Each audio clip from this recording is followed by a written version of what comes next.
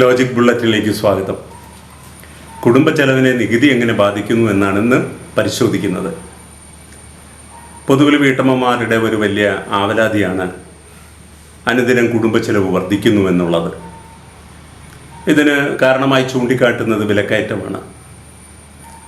യഥാർത്ഥത്തിൽ വിലക്കയറ്റത്തിന് കാരണമെന്ത്? അതിൻ്റെ പ്രധാന വില്ലൻ നികുതി തന്നെയാണ്. മറ്റ് പല കാരണങ്ങളും ഉണ്ട്. കുടുംബത്തെ സംബന്ധിച്ചിടത്തോളം പ്രധാന നികുതി എന്ന് പറയുന്നത് പരോക്ഷ നികുതിയാണ്. സാധനങ്ങൾക്കും സേവനങ്ങൾക്കും നൽകുന്ന GST.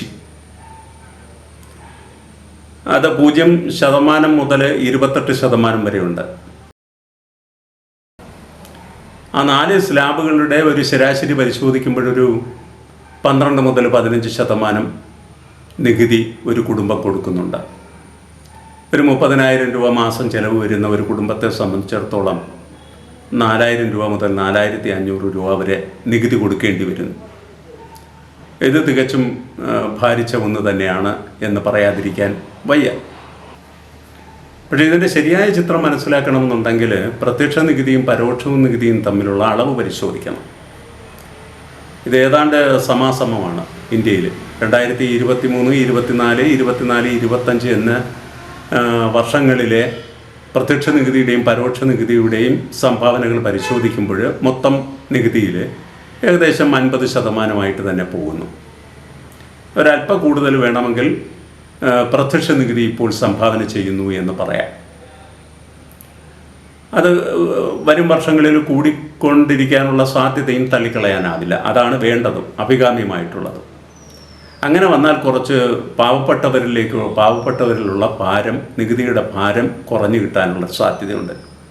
ഇത് പറയാൻ കാരണം, നമ്മളൊരു സാധനം വാങ്ങിക്കുമ്പോൾ ഒരു 100 ഗ്രാമിൻ്റെ പേസ്റ്റ് നമ്മൾ വാങ്ങിച്ചാൽ അത് പാവപ്പെട്ടവനായിരുന്നാലും പണക്കാരനായിരുന്നാലും ഒരേ നികുതിയാണ് കൊടുക്കുന്നത്. എന്നാൽ 100 രൂപയുടെ മൂല്യം രണ്ടുപേർക്കും ഒന്നല്ല.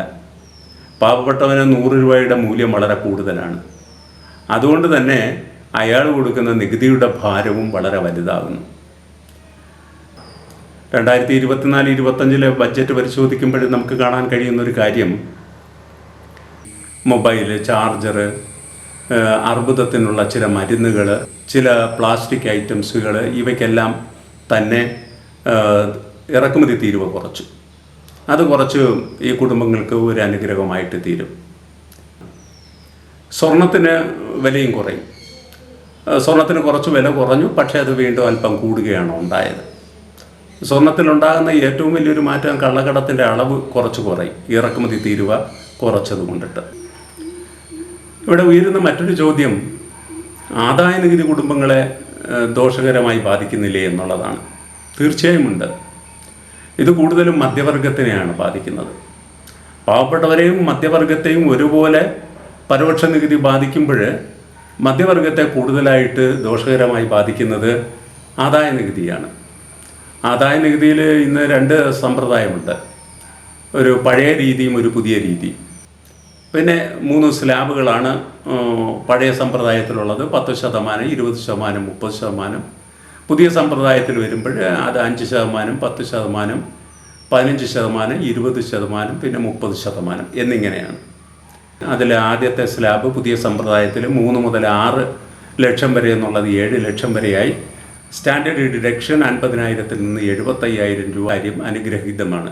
7 ലക്ഷം രൂപ വരെ നികുതി കൊടുക്കണ്ട എന്നുള്ള പുതിയ നികുതി സമ്പ്രദായത്തിന് ബാധകമായത് സ്റ്റാൻഡേർഡ് ഡിഡക്ഷൻ കൂടെ ഉൾപ്പെടുത്തുമ്പോൾ 7.25 ലക്ഷത്തിന് വരെ നികുതി കൊടുക്കണ്ട എന്നുള്ളൊരു കാര്യം അനുഗ്രഹീതമാണ്.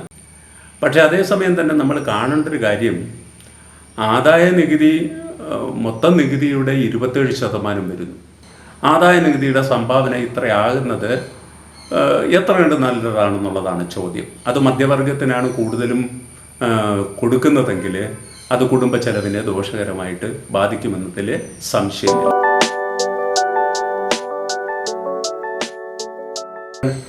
സേവിങ്സ് ഡെപ്പോസിറ്റിന് ഇന്ന് കിട്ടുന്ന പലിശ ഏകദേശം ശരാശരി പറഞ്ഞാൽ ഒരു 2.7%. അപ്പോൾ ഈ പഴയ ആളുകൾക്കാണല്ലോ, പഴയ നികുതി സമ്പ്രദായക്കാർക്കാണല്ലോ മിച്ചം പിടിക്കാൻ കഴിയുന്നത്.